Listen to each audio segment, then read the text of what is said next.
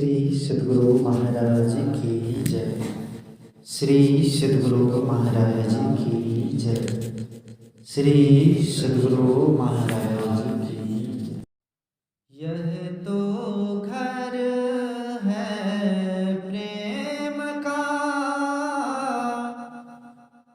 खाला का घर नाही। प्रस्तुत है महर्षि में सत्संग सुधा सागर। आज का विषय है यह तो घर है प्रेम का, खाला का घर नाही। धर्मानुरागिनी प्यारी जनता, जब किसी प्रकार का दुख नहीं ज्ञात होता है तब लोग अपना कल्याण मानते हैं, परंतु यह संसार ऐसा है कि ऐसा हो ही नहीं सकता। सांसारिक पदार्थों को भोगते हुए उसमें रहते हुए क्लेश नहीं हो, क्लेश से छूटे हो नहीं सकता। इसको संतों ने समझा और कहा कि इसमें कल्याण नहीं, कल्याण परमात्मा में खोजो, परमात्मा प्राप्ति का उपाय खोजो। जब तक प्रभु को ना पालो तब तक जिस तरह हो परमात्मा प्राप्ति का उपाय करो। इसके लिए संतों ने प्रेम करने के लिए कहा। प्रेम ही भक्ति में प्रधान है, प्रेम से ही भक्ति होती है। बिना प्रेम के भक्ति या सेवा नहीं होती। दिखलावे के लिए कोई सेवा करे तो वह भक्ति में दाखिल नहीं है। आप लोगों ने सुना, यह तो घर है प्रेम का, खाला का घर नाही।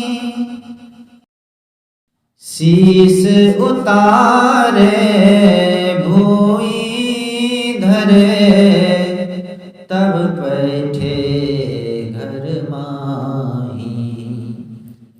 शीस उतारे भूई धरे, तापर राखे पाँव। दास कबीरा यों कहे, ऐसा हो सो जाओ। दास कबीरा यों कहे, ऐसा हो सो जाओ, ऐसा हो सो जाओ। भक्ति प्रेम का घर है, प्रेममय घर नहीं है तो भक्ति नहीं। खाला माता की बहन को कहते हैं। मौसी बहुत प्यार करती है। मौसी के घर में जैसे आप प्यार किए जाते हैं वह वैसा घर नहीं है। इसमें आप ही को प्यार करना होगा। किसी भी संत की वाणी में पढ़िए तो ईश्वर की भक्ति करने कहते हैं और प्रेम करने कहते हैं। सिर उतारकर भूमि पर रखने कहा, फिर ऐसा भी कहा कि कटे सिर पर फिर पैर रख दो, तब इस घर में बैठोगे। इतना ऊंचा वह घर है। सिर का अर्थ है बड़प्पन, मर्यादा, अहंकार, बुद्धि। इसको उतारो, गोया इस पर पैर रख दो। अहंकारी मत बनो। अहंकारी से प्रेम नहीं किया जाता। कोई किसी का प्रेमी नहीं हो सकता जो उसके यहाँ जाकर अहंकारी बने। मित्र बनने के लिए अहंकार को छोड़ना होता है। दो लोहों को जोड़ना होता है तो आग में तपाकर लोहे से खूब पीटते हैं, तब ऐसा जुड़ जाता है कि संधि नहीं दिखलाई पड़ती। ऐसा हो तब दोनों में मैत्री होगी, किंतु कच्चा लोहा हो तो उसको पीटने से पसरता नहीं, ठीक से जुड़ता नहीं। दो आदमी आपस में मैत्री करने के लिए कड़ाई छोड़ देते हैं, एक छोड़े दूसरा नहीं छोड़े तब भी नहीं होगा। यदि किसी को विशेष गरज है कि किसी से प्रेम करूं तो इसको बहुत नबना अर्थात झुकना होगा, चाहे वह कितना हो बड़ा हो, इसके नबते नबते वह भी मुलायम हो जाएगा। इस प्रकार ईश्वर से प्रेम करो। ईश्वर को पहले कोई प्रत्यक्ष देखता नहीं, विचार में आता है। प्रत्यक्ष नहीं देखने के कारण मन में होता है कि हम तो प्रेम करते हैं और वह प्रेम करता है कि नहीं। तो वैसे ही बनना होगा जैसे कोई बड़ा कड़ा हो, उससे प्रेम करना हो तो एक को बहुत नबना होता है, उसी तरह नबना होगा। संतों की वाणी में तो ऐसी बात है कि अव्यक्त परमात्मा व्यक्त भी हो जाता है। इसके लिए ईश्वर के किसी विभूति रूप का ध्यान करो। जो अपने को सब व्यक्त पदार्थों से हटा लेता है तो वह अव्यक्त की ओर हो जाता है। यह बहुत बुद्धिगम्य साधन है। इसको बड़े बड़े ज्ञानी कर सकते हैं। बड़े बड़े ज्ञानी का अर्थ वेदांत के केवल पढ़े हुए नहीं, बल्कि उसे आचरण में भी लाने वाले हैं। गंगा के बहाव को रोक दीजिए तो उसकी गति उसके विपरीत की ओर हो जाएगी। जिधर बहाव है उसको उधर से रोको तो उससे उलट जाएगा। व्यक्त में आसक्ति है, इससे रोकें तो अव्यक्त की ओर गति हो जाएगी। श्रवण मनन अध्ययन बहुत हो, आचरण भी वैसा ही हो तो वे ज्ञान साधन में रह सकते हैं। यहाँ भी भक्ति और प्रेम है, ज्ञान तो है और जिधर आसक्ति है उधर प्रेम है। प्रेम में अहंकार नहीं होता, अहंकारी से प्रेम नहीं होता। जो अपने मान का मर्दन करता है वही प्रेमी होता है। बलख बुखारे का बादशाह इब्राहिम संत कबीर साहब के उपदेश से फकीर हो गया था। राजपाट छोड़कर फकीरी वेश में घूमता था। एक बार का प्रसंग है कि वह अपने बाल बनवाने के लिए नाई के यहाँ गया। नाई बादशाह को पहचान न सका।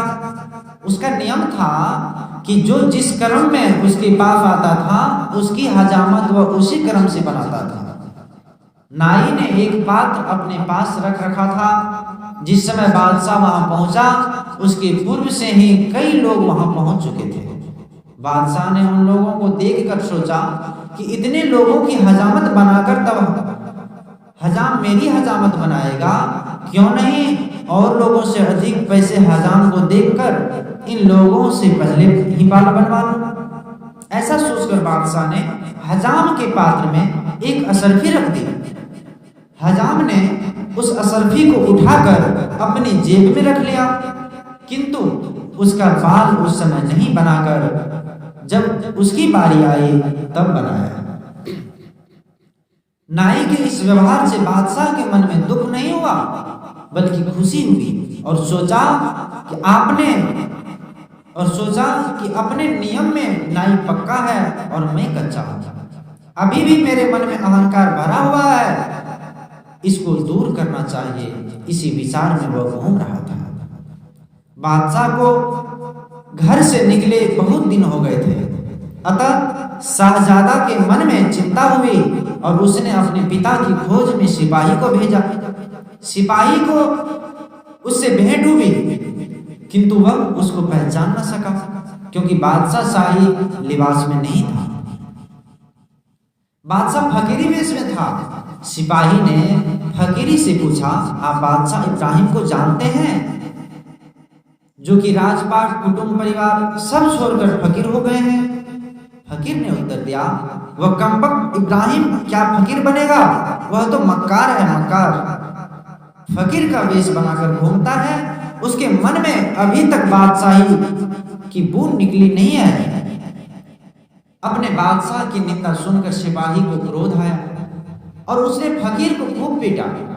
जब सिपाही चला गया तब फकीर अपने आप से कहने लगा, अब अच्छा हुआ, बादशाही तख्त छोड़ने के बाद भी अभी तक तुम्हें बादशाहत की बू थी, वह आज निकल गई।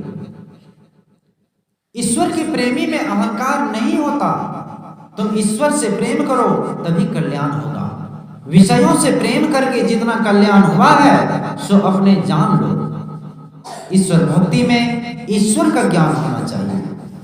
हमारे देश में ईश्वर के अव्यक्त और व्यक्त रूप, दो रूपों का ख्याल है। व्यक्त वालों का ख्याल है कि ईश्वर देखने में बहुत सुंदर, बहुत बलवान और हमारे जैसा ही हाथ पैर वाला आदि है। दूसरे अव्यक्त वालों के ख्याल में है कि वह इंद्रिय गोचर नहीं है। तीसरे कहते हैं कि वह अव्यक्त एवं व्यक्त दोनों है, जैसे गोस्वामी तुलसीदास जी, गुरु नानक साहब और संत कबीर साहब ने बेशक अवतारवाद को नहीं माना, किंतु गुरु को माना।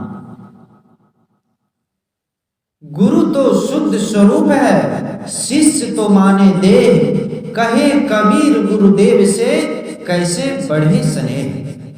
ईश्वर व्यक्त और अव्यक्त, यह ख्याल ईश्वर अव्यक्त, यह ख्याल और केवल व्यक्त, ये तीन ख्याल हैं। जिस तत्व को अव्यक्त कहते हैं वह परमात्मा का स्वरूप है, वह सर्वव्यापी है, सब में रहता है, सबके अंदर वही है। सगुण निर्गुण भाव वाले दोनों को मान्य है कि वह सर्वव्यापी है। संत लोग कहते हैं कि जब वह तमाम रहता है तो सब और सब में रहने वाला ये दो पदार्थ हुए। सब व्यक्त पदार्थ हुआ और सब में रहने वाला अव्यक्त पदार्थ हुआ। अव्यक्त पदार्थ है ईश्वर का स्वरूप। व्यक्त रूप के दर्शन से किसी का पूर्ण कल्याण हुआ, ऐसा आज तक किसी इतिहास में नहीं है। इसके प्रमाण के लिए 18 पुराण, रामायण, महाभारत, भागवत आदि हैं। भागवत पुराण के अंदर नहीं है, महापुराण है। इन सब ग्रंथों में क्या वर्णन है? एक क्लेश का समय था, वह दूर हुआ, फिर दूसरा आया, वह दूर हुआ, फिर तीसरा आया। इस प्रकार क्लेश का क्रम आता ही रहता है। रावण को विष्णु, ब्रह्मा और शिव का भी दर्शन हुआ था, किंतु जब क्लेश का समय आ गया तब रोना पीटना भी क्या दुखी था। इसके अलावा रावण एक रूप से अनेक रूप बन सकता था। अनेक राम, अनेक लक्ष्मण, अनेक हनुमान आदि का शरीर भी बना बनाकर युद्ध में लड़ता था। ऐसी माया भी वह जानता था। श्री राम के अतिरिक्त सभी योद्धा चकित हो गए। इस तरह शक्तिशाली होते हुए भी वह दुखी हुआ। अर्जुन को इंद्र का दर्शन हुआ था, शिव का दर्शन हुआ था और श्री कृष्ण उनके मित्र ही थे, किंतु फिर भी उसने दुखों को भोगा।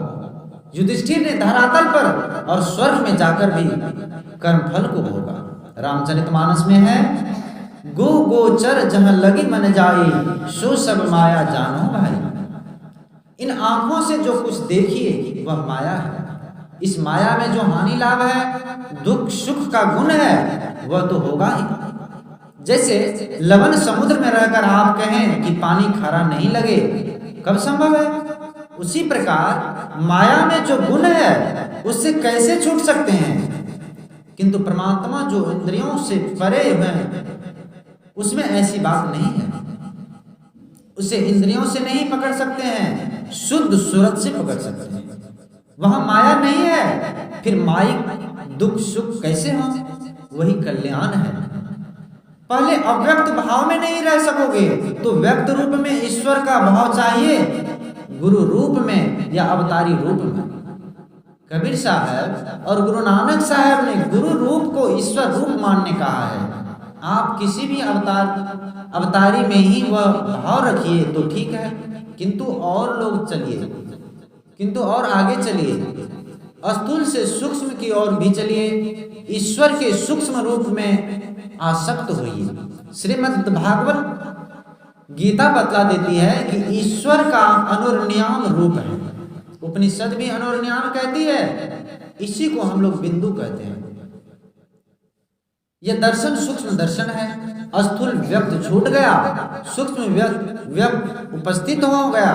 केवल इतना ही कहकर संतों ने नहीं छोड़ा। विवेकानंद जी ने कहा, वह प्रभु अंतर्दृष्टि से ही देखा जाता है। जब केवल आत्मा ही रहे तब जो अंतर्दृष्टि होती है वह अंतरात्म दृष्टि से परमात्म दर्शन होता है। आत्मा ही दृष्टि रूप है और आत्मा ही सब ज्ञान को जानती है।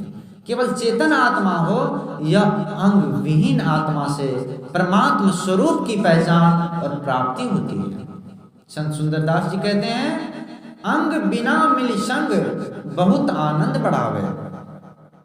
अंतर में चलो और अंतर के अंतिम तह तक चलो, किसी मंत्र का जप करो, स्थूल मूर्ति का ध्यान करो, दृष्टि साधन करो, रूपातीत का ध्यान यानी शब्द साधना करो, शब्द ध्यान करो।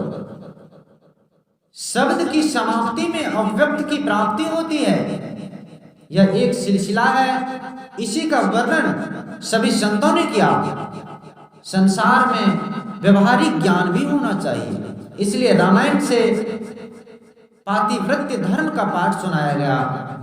वेद में पति पत्नी कैसे रहो, राज प्रबंध कैसे हो, इसका विशेष वर्णन है। योग, ज्ञान, ध्यान, आध्यात्मिक विषय भी है किंतु कम, किंतु संसार प्रबंध बहुत है। मनुस्मृति में पति पत्नी साथ रहे और पत्नी पति के साथ रहे, इसके लिए भी बहुत वर्णन है, क्योंकि इसमें गड़बड़ होने से संसार का काम कैसे चलेगा। पति के प्रति कैसा ख्याल होना चाहिए, गोस्वामी जी ने बहुत अच्छा वर्णन किया है। जैसे एक स्त्री को पतिव्रता होनी चाहिए, उसी तरह पुरुष को भी एक पत्नी व्रत होना चाहिए, श्री राम की तरह। सीता वनवास होने पर या सीता पाताल प्रवेश करने पर भी श्री रामचंद्र जी ने दूसरी शादी नहीं की। यज्ञ में सोने की सीता बनाई गई थी, आजकल पिता पुत्र में वैमनस्य है। क्यों? इसी कारण से कि पुत्र के सयाने रहने पर भी पिता दूसरी शादी करते हैं। शाहजहां के समय में एक लड़की ने मन ही मन एक क्षत्रिय को वरण कर लिया। वह बूढ़ी हो गई किंतु उसने दूसरी की ओर नहीं देखी। क्षत्रिय भी बूढ़ा होने चला किंतु विवाह नहीं किया। अंत में शाहजहां ने बूढ़े और बूढ़ी की शादी करा दी। यह एक अच्छा नमूना है कि वह बूढ़ी हो गई किंतु एक वरण करके दूसरे को पति रूप में नहीं देखा। संसार में कैसे रहो? पति पत्नी मिलकर रहो, सुख से रहोगे। आगे के सुख के लिए दोनों मिलकर ईश्वर का भजन करो, सुखी होगे। बोलिए प्रेम से श्री सद्गुरु महाराज की, श्री सद्गुरु महाराज की जय, श्री सद्गुरु महाराज की जय। यह प्रवचन श्री संतमत सत्संग मंदिर मनिहारी कटिहार में दिनांक 17 जुलाई 1954 ईस्वी को अपराह्न काल में सत्संग में हुआ था। श्री सद्गुरु महाराज।